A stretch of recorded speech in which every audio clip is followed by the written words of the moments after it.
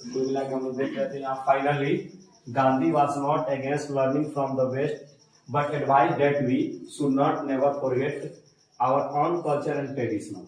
देखो आपको बता दे रहे कि फाइनली अंततः Gandhi ji was not against learning from मतलब वेस्ट, माने कहने का मतलब है कि गांधी जी ऐसा नहीं कि वो कह रहे हैं कि हाँ वेस्ट से कुछ मत सीखो, सीखने के खिलाफ नहीं है, इसलिए कह रहा है कि देखो finally Gandhi was not against learning from the west, यानी गांधी जी पश्चिमी से सीखने के खिलाफ नहीं थे।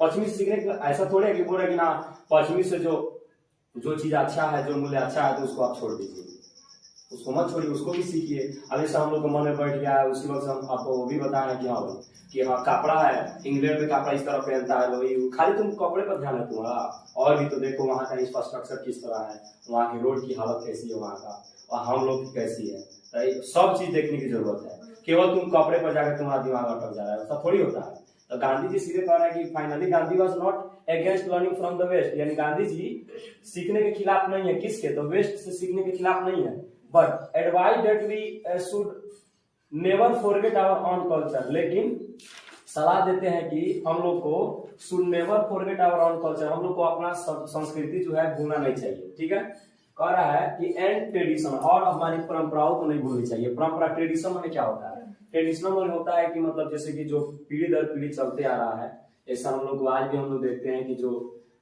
हमारे यहाँ जो होता है स्त्रियों को मां समान माना जाता है, स्त्रियों को माना जाता है, और इसके बाद देखते हैं कि जैसे नहीं खाते हैं, एक सोच बुझ हो गया मीट नहीं खाना चाहिए, किसी जानवर को मारकर खा रहे हैं आप, मान लीजिए उसको भी तो जीने का हक है, स्वतंत्रता किसे मंजूरी नहीं होता, तो सभी कोई चाहता है कि हम स्वतंत्र रहें, लेकिन एक वो है कि ना हमारे बाप माता ही नहीं खाए इसलिए हम नहीं खा रहे हैं, तो वो हो गया आपका ट्रेडिशन। ट्रेडिशन मतलब परंपरा हो जाता है। तो परंपरा में होता है कि पूजा पाठ जो आज भी हम लोग के अंदर जो बैठा हुआ है, जो हम लोग सुबह से जो चलते आ रहा है उसको आज भी हम लोग कर रहे हैं, तो उसको ट्रेडिशन का अंतर्गत रखा जाता है। वैसे टाइम भी हो रहा है, काम कीजिए, समरी कल लिखवाए थे, समरी लिखवाए ना थे, समरी का ही कुछ पाठ था, हालांकि आ जाओ इधर में, आप याद हुआ है ना सभी को, तुम आओ तो अभी थोड़ा इंडियन सिविलाइजेशन एंड कल्चर का जो समरी सुना, समरी सुना।